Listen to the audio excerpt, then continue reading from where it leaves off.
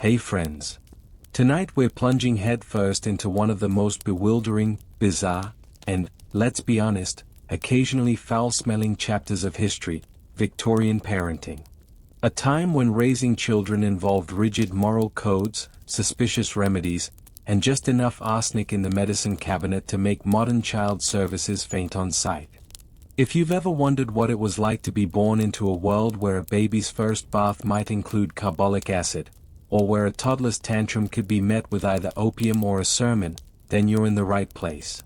Before we get too far into this powder-scented nightmare, take a moment to like the video and subscribe, but only if you actually enjoy this kind of thing. And if you feel like sharing your own childhood horror stories, leave a comment below. Maybe yours involved castor oil, or someone in your family swore vinegar cured everything from bruises to heartbreak. I read all the comments. Mostly at 2 a.m. Because apparently, sleep is for people who weren't raised with Victorian values. Now, dim the lights. Maybe throw a blanket over your lap, preferably something itchy, because comfort was highly suspect back then. And turn on a fan for that gentle background hum. You know, the kind of hum that might have been used to muffle the sound of a child weeping into a lavender-stuffed pillow after being scolded for breathing too enthusiastically at the dinner table. But let's pause for a moment. Did Victorian mothers actually hang their babies in wire cages outside the window? Why was soup always described as nutritive, even though it was basically just grey water? What did they mean by discipline builds character, and why did it often involve a belt? And at what point did parenting become so tangled up in morality, propriety, and cod liver oil that affection had to be scheduled between punishments? Tonight we're taking a long, uncomfortable stroll through the drawing rooms, nurseries, and schoolhouses of Victorian England. You won't need a corset, but you might need a hot cup of tea. Let us begin. Let's start where most Victorian childhoods did, in the nursery. A room that, despite its soft name, often resembled a bleak waiting room for adulthood. If you were lucky, it was upstairs, tucked away from the main drawing rooms, and filled with stiff furniture, heavily starched linens, and the faint smell of boiled milk and moral obligation. If you were not lucky, well, it was still the nursery, just with more mildew and less affection. In mid-19th century England, children were not celebrated for being children. They were trained to become miniature adults, quiet, obedient, and deeply apologetic for existing at all. This wasn't merely a social expectation, it was codified into parenting philosophy, etiquette manuals, sermons, and even toys. The ideal child didn't giggle or question things. The ideal child folded its hands, said yes, mama, and knew how to curtsy without toppling over. And ideally, it did all this without speaking unless directly addressed by an adult. Preferably once a fortnight. This was the golden age of the phrase children should be seen and not heard. And no, it wasn't just a saying, it was an actual rule, repeated in households across England like a spell meant to summon silence. According to the 1854 Domestic Manual Hints on Household Management, mothers were advised to train the child's nature towards self-denial, reverence, and discipline from the cradle. Which is a long-winded way of saying, don't let your toddler develop a personality. This ideal of disciplined silence was deeply rooted in Victorian morality. A well-mannered child was a reflection of a godly home. Noise was unruly. Joy was suspect. And play, unless strictly educational, was practically subversive. There were guidebooks warning against laughter, warning that too much joy could weaken the constitution or excite the nerves, which was, apparently, a gateway sin. If you're wondering whether Victorian children were allowed to have friends, the answer is, yes, but preferably quiet ones who didn't interrupt the adults. In wealthier households, children were raised almost entirely by nannies and governesses. The parents, especially fathers, often interacted with their own offspring as though they were visiting royalty. A brief handshake. A nod of approval. Maybe a raised eyebrow if you were particularly daring that day and asked for a second slice of bread. Some upper-class mothers kept a daily log of their children's behavior, documenting offenses like excessive wriggling or showing too much enthusiasm for marmalade. And God help you if you were a girl. For boys, the expectation was stoicism, discipline, and eventual usefulness. For girls, it was silence, beauty, and becoming marriageable before their teeth fell out from the lime water. A cheerful child was cute for exactly 6 months, after which she was expected to sit quietly with her embroidery and not bleed on the carpets when her corset was tightened. Girls were routinely discouraged from expressing opinions, asking questions, or reading novels that might unsettle their gentle dispositions. Apparently, Austen was fine. Shelley was pushing it. Bronte was downright scandalous. Now, to be fair, not every household adhered to these rigid standards. There were affectionate families, warm nannies, and the occasional mother who allowed laughter at the dinner table. But these were exceptions, not the rule. The cultural pressure to maintain appearances was overwhelming. Even the toys were structured for silence. Think of toys that taught domestic roles or moral obedience. Alphabet blocks, miniature ironing boards, tiny brooms. You know, fun. Compare that to today, when toddlers are encouraged to express their feelings, ask questions, and, heaven forbid, have tantrums in public. A Victorian parent would have fainted at the sight of a child negotiating bedtime like a junior attorney. But perhaps what's most sobering is this: the silence wasn't just external. Many children learned to mute themselves internally, too. There are countless letters, diaries, and memoirs from the era that describe the aching loneliness of a childhood spent in hushed corners. Children who were corrected more often than they were hugged. Who learned that obedience was love, and any deviation was shame. So when we say Victorian parenting would be illegal today, we're not joking. There are countries where emotional neglect is now recognized as abuse. And yet, in the velvet-draped parlors of 1860s London, it was simply good breeding. Let's talk about medicine. Or what passed for it. Because if you thought modern parenting came with questionable advice, wait until you meet the Victorian era, where childhood ailments were met with heroic doses of alcohol, opium, and sheer denial. And not just from your well-meaning great-aunt with a flask of brandy in her apron. This was a medical consensus. If you were a child in 1870 with so much as a sniffle, chances are your remedy involved at least one of the following: mercury, turpentine, syrup of morphine, or a brisk slap to the face. Occasionally all four. Now, teething. Let's begin there, because every Victorian baby was expected to suffer in silence, and sometimes to not survive the ordeal at all. Teething wasn't just annoying. It was a theoretical cause of death. Seriously. Teething mortality was a thing. In 1860, British medical reports recorded 5,000 deaths from teething. Not infection, not underlying illness, just teething. Of course, it wasn't the teething itself that killed them. It was the treatment. Mothers were encouraged to rub opium paste directly onto the infant's gums, a popular preparation called Godfrey's cordial, made of laudanum, treacle, and water. And that's laudanum as in opium. And treacle as in sugar syrup, because even in death, sweetness was appreciated. Another household favorite was Mrs. Winslow's soothing syrup, a best-selling elixir that included morphine sulfate. It was so effective that babies would sleep straight through the night, and sometimes straight into respiratory failure. But it wasn't just the drug-laced syrups. There were also powders, pastes, and poultices for almost every ailment, many of them including mercury, lead, or arsenic. That cough your child has? Best addressed with a turpentine enema and a prayer. A bout of diarrhea? Treat it with chalk and vinegar. And if your toddler seemed fussy, the fault lay with the child, not the environment, and certainly not the furniture coated in lead paint or the arsenic green wallpaper in their nursery. Medical journals of the time genuinely advised parents to discipline excessive sensitivity in children by cold sponging, early rising, and purging. If that sounds like a wellness retreat in hell, you're not far off.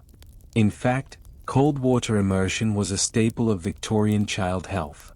It was believed to fortify the nerves, never mind that it occasionally caused hypothermia.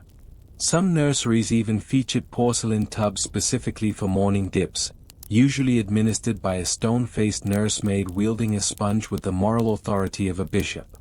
And yes, there were enemas. Enemas for everything. Victorian parents believed that most childhood misbehavior was a direct result of digestive sluggishness. If your child was acting out, perhaps they simply needed a cleansing. Enemas were administered with terrifying regularity. Some children reportedly received them daily. Which might explain a lot about the emotional tone of 19th century literature. Meanwhile, food safety was a work in progress. Milk, unless you had your own cow, came watered down, unrefrigerated, and occasionally laced with chalk to improve color. Bread could contain alum, plaster of Paris, or bone ash. Candies were brightened with copper or lead pigments. And because nutrition science was in its experimental toddler phase, many infants were weaned directly onto meat broth or gin. In fact, a popular weaning recipe included beef tea, arrowroot, and brandy. 3 courses, all liquid. But perhaps the real danger wasn't the medicine or the meals, it was the unwavering confidence. Victorian doctors dispensed advice like prophets, and parents obeyed like pilgrims. Few questioned the safety of mercury powders or coal tar lotions. After all, if it came in a glass bottle and had a label, it must have been blessed by science. The strange part is, people survived. Not all, of course. Infant mortality in Victorian Britain hovered around 150 deaths per 1,000 live births, but some did. Which means some modern grandparents were essentially raised on a cocktail of lead, morphine, and stern disapproval. And yet, we marvel at their constitution. They just don't make people like that anymore, someone might say. And no, they don't. Because now, we test things before feeding them to toddlers. So next time someone tells you kids today are too soft, too pampered, too emotionally complex to survive the real world, kindly remind them that you prefer a world where your cough syrup doesn't double as a Class A narcotic. Now let's talk discipline, or what the Victorians might have called shaping the soul through character, and what modern experts would call a one-way ticket to therapy. Because in the grand architecture of Victorian morality, children were viewed less as people and more as unformed moral liabilities with disturbingly loud voices and an inconvenient tendency to enjoy themselves. The prevailing philosophy, if you can call it that, was rooted in what would now describe as emotional austerity. Children were not to be indulged. They were not to be heard. And they were certainly not to be consulted about how they felt. The ideal child was quiet, obedient, self-denying, and, above all, invisible until spoken to.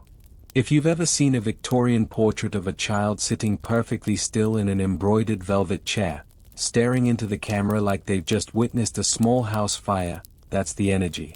Corporal punishment wasn't just accepted, it was canonized. The wooden spoon, the slipper, the cane, the birch rod, each household had its signature method. And much like a family crest, it was passed down with pride. Boys were often whipped at school and again at home, usually for offenses like slouching, poor penmanship, or existing with too much enthusiasm. Girls were generally expected to absorb their punishments more gracefully, no crying, no fuss, just an acknowledgement that pain builds character and character builds marriageability. But here's the fun twist. Most parenting guides of the time weren't even written by parents. They were composed by clergymen, headmasters, and self-proclaimed experts who believed children were born with a sinful nature that needed to be literally beaten out of them. According to the Child's Book of Morals and Manners, published in 1851, a spoiled child was worse than a thief, and mischief was essentially a gateway to moral collapse. It was only a matter of time, the book warned, before an uncorrected child ended up in the gutter, gin in hand, bringing shame upon their mother and eternal damnation upon themselves. Victorian homes didn't just punish bad behavior, they punished emotion. Crying, sulking, giggling too loudly, or looking willful could all earn you a talking to or worse. Parents were advised to avoid hugging, praising or comforting children too often. Too much affection, it was believed, could lead to vanity, self-indulgence, or the dreaded condition of overconfidence. The goal was to produce a well-behaved adult, not a happy child. And if you're wondering how this played out in real life, well, it depended on class. In upper-class homes, the job of disciplining the children often fell to governesses, nursemaids, or tutors, none of whom had actual training, but all of whom had strong feelings about moral rectitude. If a young lady failed to sit properly at piano practice or dared to question her history lesson, the response might range from extra drills to cold baths to a stern letter home about her unladylike disposition. For working-class families, discipline could be even harsher, not because they were more violent, necessarily, but because stress, poverty, and exhaustion left little room for patience. A child who came home late from the mill or school might be cuffed across the ear before they had time to explain. And let's be honest, in a one-room home shared with 6 siblings, silence wasn't just a virtue. It was survival. Still, there were exceptions. Some parents did cuddle their children. Some told stories, offered sweets, or snuck in bedtime kisses when no one was watching. But those were not the examples immortalized in Victorian manuals. They weren't praised in sermons. They didn't make it into the portraits. Affection was private, whispered, smuggled in like contraband. By the way, if this all sounds familiar, that might be because echoes of it still show up today. You know that person who insists kids these days just need discipline? Ask them how many hours they spent in a cold tub for spilling their porridge. If the answer is more than one, you might be talking to someone who had a nanny with fists like bricks and the emotional range of a tax ledger. So yes, Victorian children were well behaved. But it wasn't always because they were respectful or mature. It was often because they were terrified. The fact is that Victorian children weren't exactly allowed to be children, and nothing made that clearer than the clothes they were stuffed into from the moment they could sit upright without toppling into the hearth. Because if you think your toddler refusing to wear pants is a struggle, imagine trying to lace a corset around someone who still can't pronounce Tuesday. For upper-class children, the wardrobe was less about comfort and more about social signaling. Little boys, up until about age 5 or 6, were dressed in gowns indistinguishable from their sisters. This wasn't a progressive gender-neutral decision. It was because buttons, buckles, and breeches were considered too complicated for small children, and also because, frankly, it saved time. Victorian logic. Why tailor 2 outfits when one lace-trimmed monstrosity will traumatize everyone equally? By age 7 or so, boys were formally breeched, meaning they finally got to wear trousers, often stiff woolen ones that itched, pinched, and gave them the movement range of a lightly sedated penguin. Girls, on the other hand, were cinched into their first corset somewhere between the ages of 8 and 10. Yes, 10. Because nothing says youthful vitality like compressed lungs and crushed ribs. Corsets weren't just fashion, they were morality. A slouching girl was a sinful girl. And so, young bodies were literally reshaped to reflect ideals of obedience and purity. Breathing shallowly was seen as a virtue. Standing still without fidgeting was a mark of character. The discomfort was the point. It was thought to build endurance and teach young ladies how to suppress every impulse, including the urge to, live. Boys didn't get off easy either. Stiff collars, thick wool layers, and polished leather shoes that blistered if you so much as blinked wrong. If you ever see a Victorian photo of a 10-year-old boy staring at the camera like he just witnessed a tax audit, remember, his socks are probably cutting off circulation, and has been told to sit absolutely still for the next 20 minutes, or he'll be beaten and banned from supper. But perhaps the cruelest invention in this sartorial nightmare was the child leash. No, not the cute modern ones with monkey backpacks.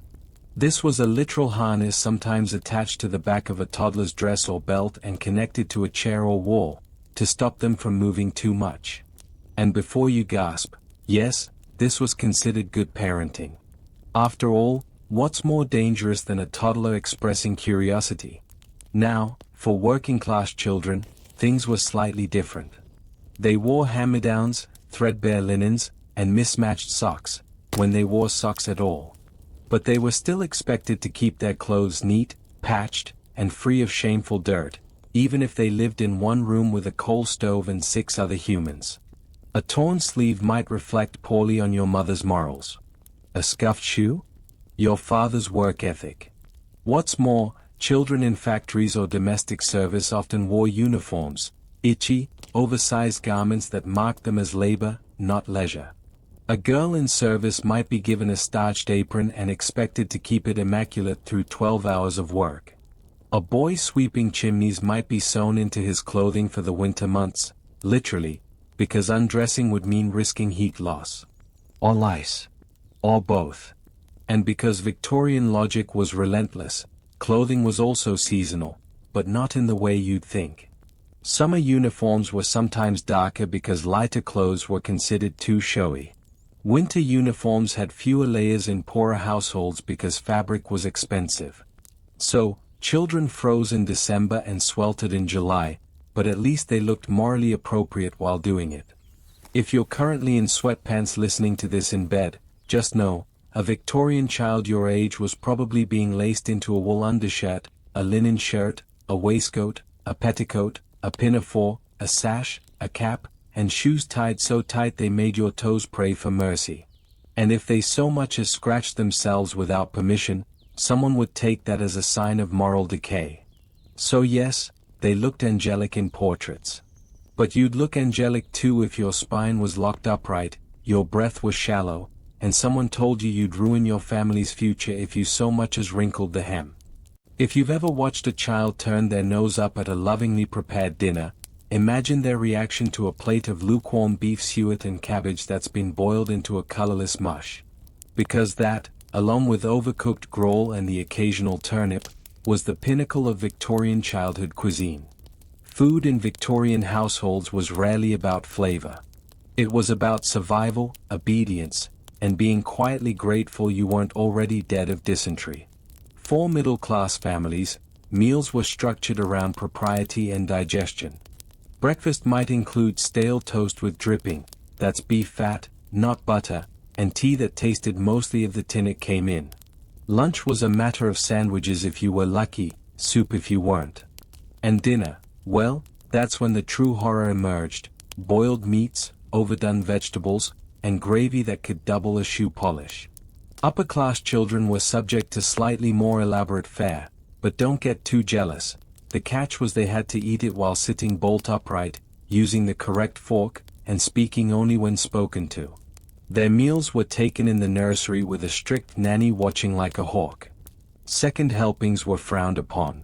Appetite was considered a vice. And dessert?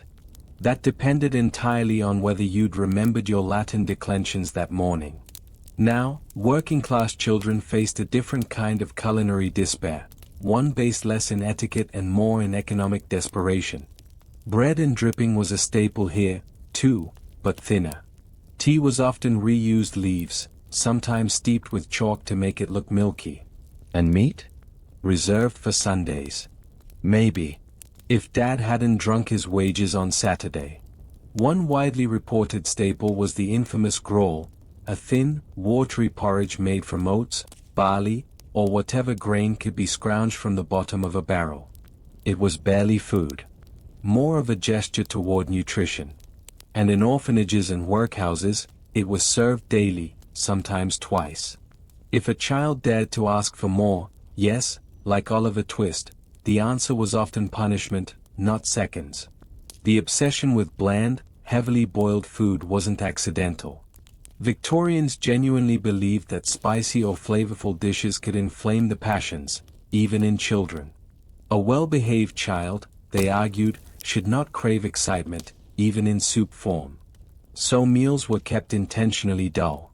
Tasteless food for tasteless urges. It was moral logic boiled to death in a pot. And then there were the health foods. Cod liver oil. Sulfur lozenges. Castor oil. If a child so much as sniffled, one of these remedies was forced upon them with a wooden spoon and a warning glare. Did they help? Who knows?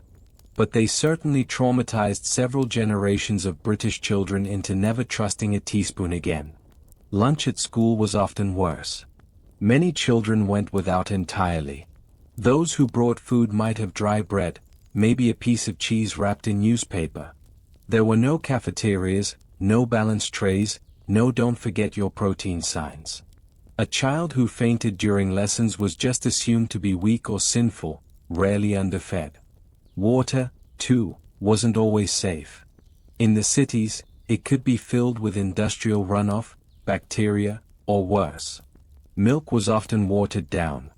Beer was sometimes preferred for young boys because it was considered cleaner than river water. So yes, a 10-year-old drinking weak ale was less worrying to Victorians than one requesting a second helping of pudding. But food also acted as a form of class discipline. Upper-class boys were sometimes given tough cuts of meat specifically to harden them. Lower-class children were punished by being denied food entirely. And everyone, rich, poor, boy, girl, was expected to express gratitude regardless of what ended up on the plate. Even if it was a boiled lung. By the way, if your child has ever demanded pasta shaped like dinosaurs or refused to eat unless their toast is crunchy but not too crunchy, just know they'd have been sent to bed in Victorian England with a lecture, a slap, or a warning about the workhouse. And possibly a spoonful of molasses mixed with vinegar, for health.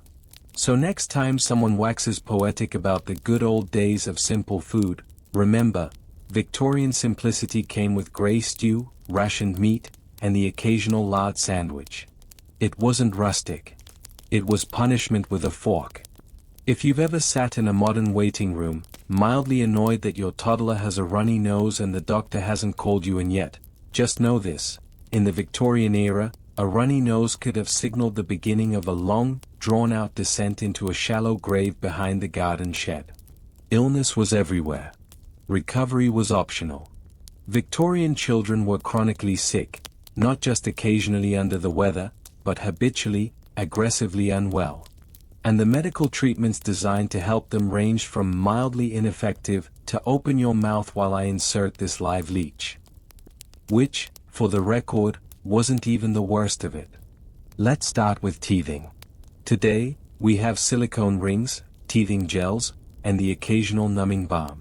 Back then? Brandy, whiskey, gin rubbed directly on the baby's gums. If the child was crying, the logic went, what they needed was a good stiff drink. And if they kept crying, maybe they were just being ungrateful. And that's before we even get to fevers. One of the more popular treatments for a feverish child was to place them in a cold bath. And I don't mean cool and refreshing. I mean icy, borderline hypothermic water. Why? Because Victorians believed fever was caused by internal heat, and therefore the best solution was external cold. Cue the shivering, miserable toddler trying not to die of pneumonia before their smallpox got worse. Speaking of smallpox, yes, it was around. As were measles, scarlet fever, diphtheria, tuberculosis, whooping cough, rickets, and something called consumption, which is just a poetic way of saying you're slowly dying, probably of TB, and no one can stop it. And because germs weren't fully understood yet, many families thought illnesses came from bad air or moral weakness, which meant a sick child was sometimes blamed for their own misfortune. In wealthier households, doctors would be summoned. But that didn't necessarily mean better outcomes. Bloodletting was still in use. Mercury compounds were given for just about everything. And if your child was particularly troublesome, they might be prescribed laudanum, an opium-based syrup sold over the counter and cheerfully labeled as soothing syrup for fussy babies. Let that sink in. They were casually drugging infants into compliance. And it worked, in that the baby stopped crying. Because it was unconscious. Or dead. And let's not forget the good old-fashioned mustard plaster. Got a cough?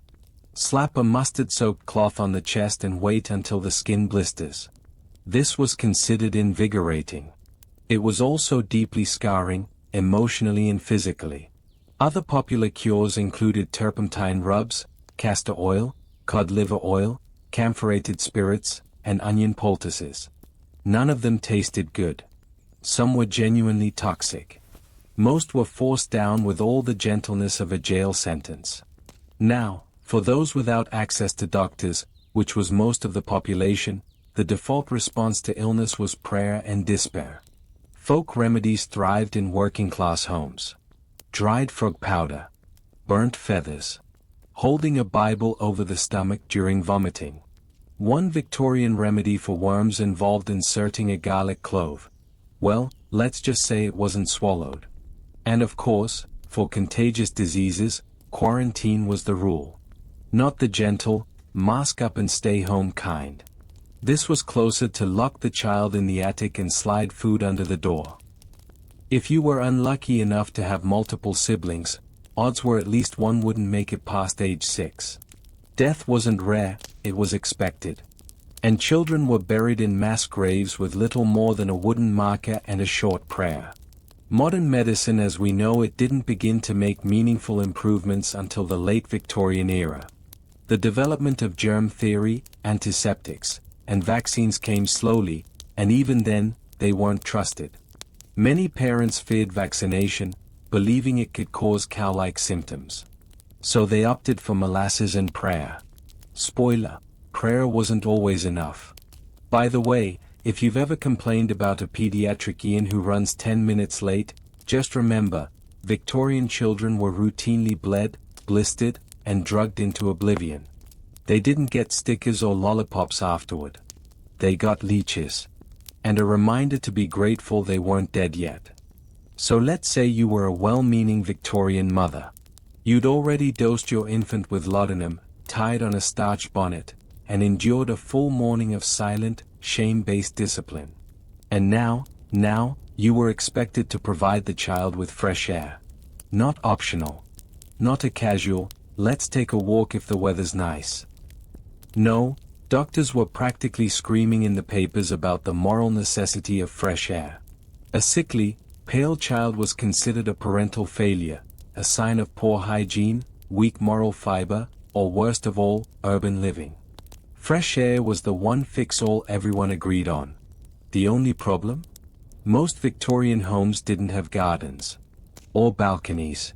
Or even windows you could safely open. So what did they do? They put the babies in cages.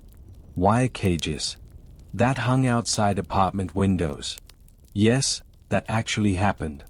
The baby cage was an invention patented in the 1880s, designed to allow children ample access to fresh air and sunlight without the inconvenience of, taking them outside. Think of it like a bird cage bolted to the window frame. Except instead of a canary, it was your 9-month-old, suspended above the city street like some kind of Victorian air plant. And if you're wondering whether this was considered weird or dangerous, it wasn't. It was considered modern. Progressive, even. Articles praised the baby cage as an ingenious urban solution. Some mothers joined neighborhood fresh air clubs, competing for who could leave their baby out the longest without frostbite.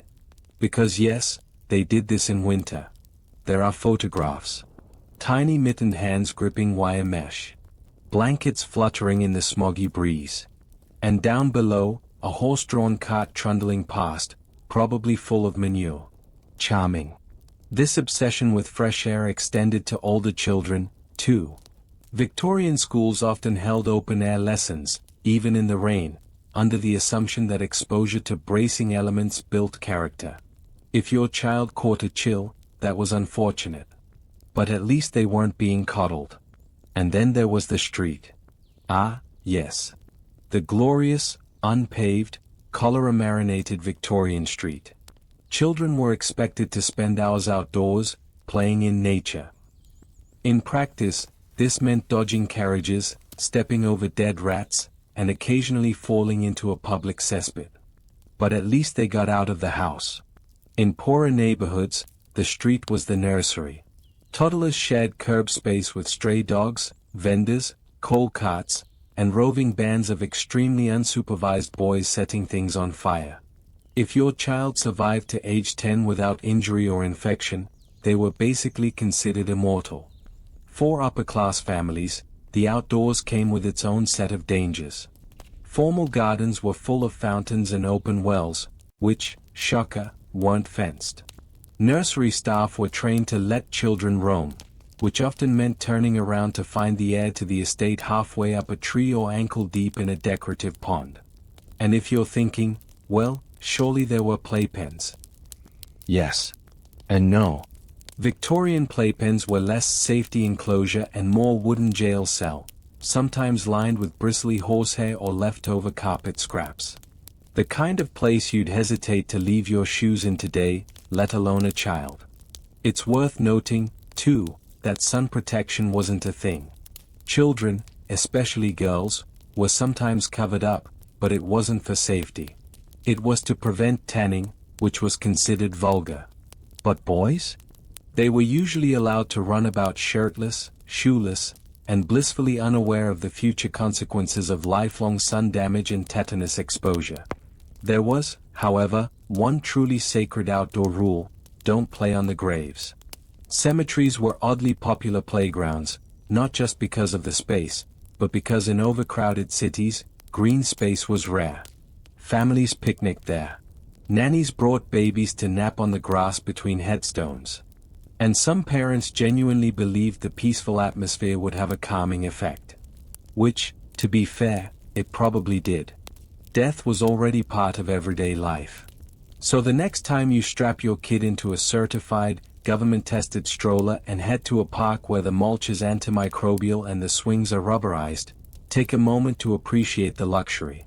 Because Victorian parenting didn't just happen indoors.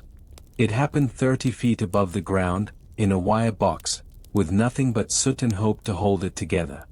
If you've ever stared at a Victorian doll and felt a sudden, unexplainable chill, you're not alone. Those things were haunted. Or at least they looked like it. But before we dive into the uncanny valley of glazed eyes and waxen limbs, let's take a step back and ask the real question: what did Victorian children actually play with?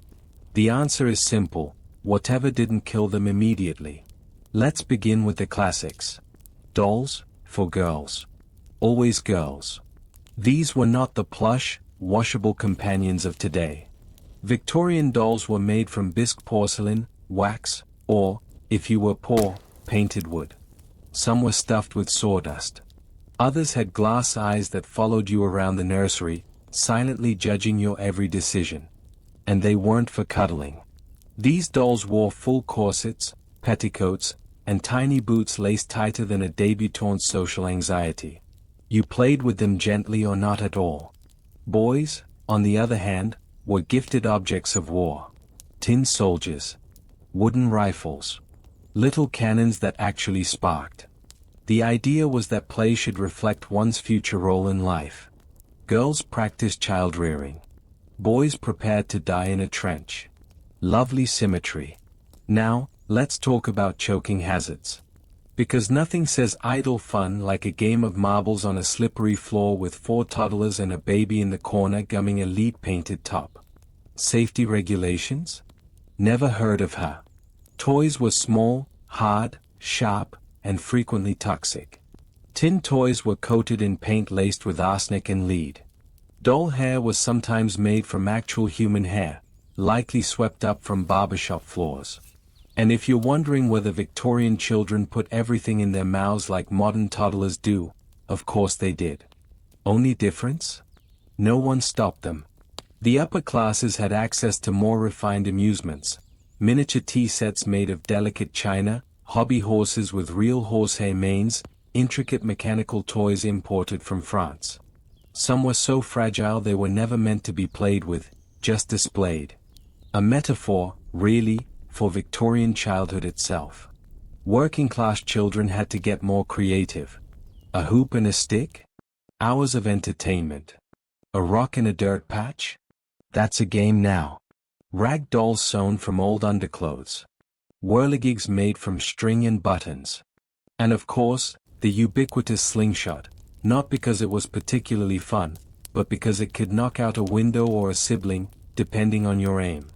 Board games existed, though they were less Monopoly and more moral instruction via dice. One popular title, The Mansion of Happiness, A game that rewarded virtues like humility and punished vices like laziness, by sending your little counter back to the start. Fun. And puzzles? Mostly biblical. Think Noah's Ark in 1,000 tiny splinters of wood, or assemble the 10 Commandments in order. Nothing like combining fine motor skills with guilt. One standout trend was the rise of automata, mechanical toys powered by cranks, springs, or clockwork. A monkey playing cymbals. A ballerina twirling. A tiny man sawing wood. They were astonishing for the time, and deeply, deeply unsettling. If you think modern children's toys are creepy, remember that Victorians invented the concept of a lifelike clown that could move its eyes. Toys, of course, were a luxury. For most families, children were lucky to have one toy. And it didn't belong to them, it was communal, passed down, chewed on, broken, repaired, and loved until it no longer resembled anything identifiable. Sometimes, a child's only toy was a stone wrapped in fabric with a smile drawn on it. They named it. They cuddled it. And when it fell in the fire, they cried, not because it was irreplaceable, but because they'd probably have to carry coal instead of play. And we haven't even mentioned the games. Whipping the top, which involved spinning a heavy object and smacking it with a stick. Hoop rolling, which sounds innocent until you realize it took place on busy roads. Snapdragon, which was played at Christmas and involved grabbing raisins out of a plate of flaming brandy. I'll repeat that. Flaming brandy. This was a children's game. One medical journal from the 1860s actually warned parents to limit their child's exposure to excitement through play, citing concerns about overstimulating young brains. The suggested alternative? Sewing samplers. Or standing still. Truly the golden age of fun. So, next time you trip over a talking dinosaur toy that's having a nervous breakdown in the living room, take a breath.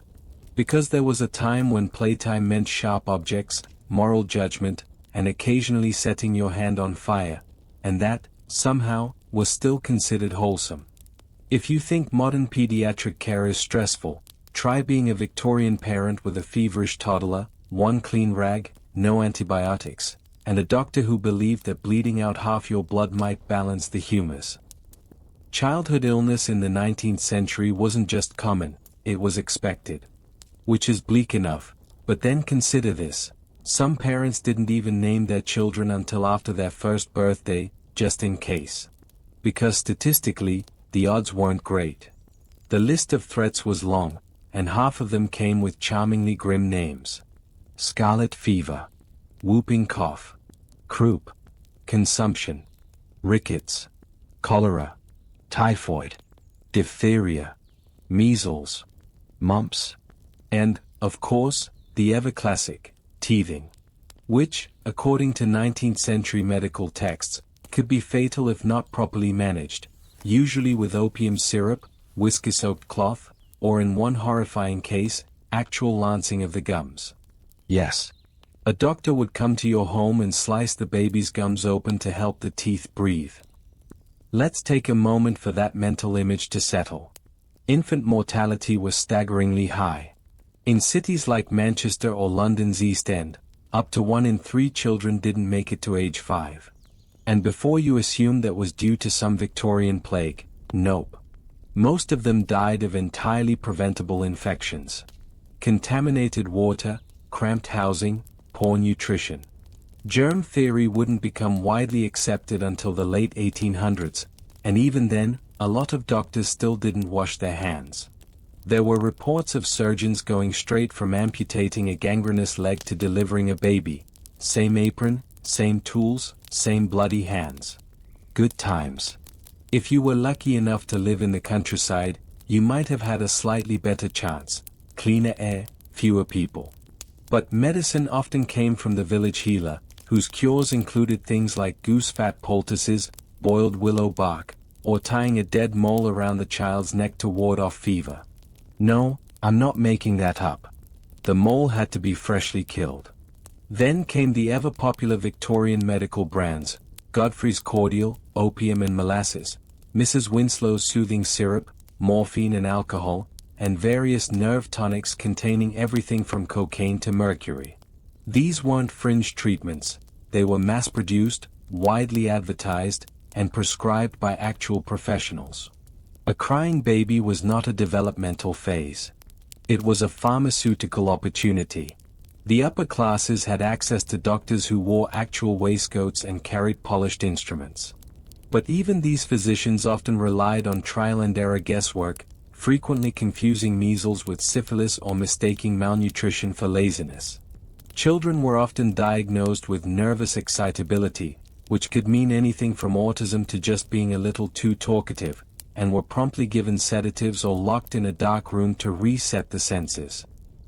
Vaccination did exist, thanks to Edward Jenner's work with smallpox earlier in the century. But it was patchy, controversial, and often administered with reused needles. Anti-vaxxers were a thing even then, only they weren't on Facebook. They were on the town square, handing out pamphlets printed in coal ink about how vaccines were an affront to God. One particularly dark chapter was the treatment of disabled children. If a child was born with visible differences, a clubfoot, a cleft palate, or even a squint, they might be labeled as monstrous, feeble-minded, or worse, thought to be a punishment for their mother's sins. Some were hidden away in back rooms. Others were institutionalized.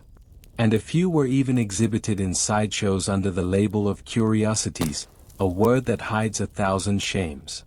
And still, there were mothers who fought like lions. Women who boiled linen to keep it clean. Who traded recipes for penny-a-day soups rich in marrow and onion. Who sat up for 3 nights straight with a child's burning forehead in their lap. Because even when the odds were stacked and the system was indifferent, Victorian mothers, in corsets, in poverty, in silence, did what they could. Sometimes that meant calling the doctor. Sometimes that meant whispering prayers over cooling skin. And sometimes, it meant letting go. If there was one ceremony the Victorians never skimped on, it was death.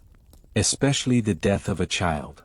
Even the poorest families, who could barely afford bread, would somehow scrape together enough coins for a miniature coffin, a scrap of white lace, and a photographer with a very, very slow shutter speed. Because here's something that might jolt you out of your blanket cocoon. Victorians took photos of their dead children. Not in coffins. Not behind glass. Often posed upright, dressed in their finest, eyes painted open onto closed eyelids. These portraits were meant to look like the child was merely sleeping, sometimes held by the mother, sometimes propped in a chair, surrounded by flowers. It was called memento mori, a tradition born from a deep cultural and emotional need to hold on to the fleeting moment when the child still looked alive. And if that sounds disturbing, it was. But also, it was one of the only photographs many families would ever have. In an age before baby books and phone cameras, this post-mortem image was the single tangible memory. A keepsake for grief. A fragile proof that the child had existed at all. The funerals themselves were both intimate and theatrical. Tiny hearses pulled by ponies, white veils for girls, black ribbons for boys. The body would often be laid out in the front parlor, yes, the same room where you had tea with your neighbors, and the family would sit in silence, dressed head to toe in mourning wool, for hours or even days. Mirrors would be covered. Clocks stopped. Curtains drawn. Some families even turned the child's shoes to face the door, so their spirit wouldn't get confused and linger. Victorian grief was not subtle. Mothers might wear mourning clothes for years. Some never took them off. Mourning jewelry made from the child's hair was worn around the neck. Locks of curls were kept in lockets or woven into wreaths. And in some households, a cradle was left untouched for months. Just in case. For the middle and upper classes, child funerals were often orchestrated like operas. Silver-trimmed caskets. Processions with paid mourners. Newspaper announcements in flowing script. For the poor, it was quieter but no less significant. A neighbor's borrowed dress. A single lily. A procession of boots in the muddy street. And always, the grief, thick as coal smoke, heavy as the woolen coats worn to the graveside. But why this obsession with children's deaths? Why the art, the ceremony, the photographs? In part, it was because death was so present. It walked beside every family. It creaked in the floorboards and whispered in the nursery. And so, the Victorians, in all their emotional restraint and rigid social etiquette, poured their real feelings into mourning. Into rituals that made sense of the senseless. Grief became structured, codified, even beautiful. And in that structure, perhaps, there was a kind of comfort. Because if you could name the pain, dress it, frame it in a photograph, then maybe it wouldn't unravel you entirely. And now, as the final candles flicker and the parlor grows quiet, we reach the end of our strange, sad, deeply fascinating walk through Victorian childhood. 12. If you're still awake, you made it through the era of arsenic-laced toys, baby cages, and photographs of grief. And maybe you're lying there thinking, how did anyone survive this?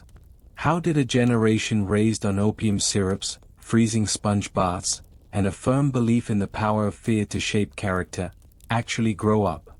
Well, some didn't. But the ones who did?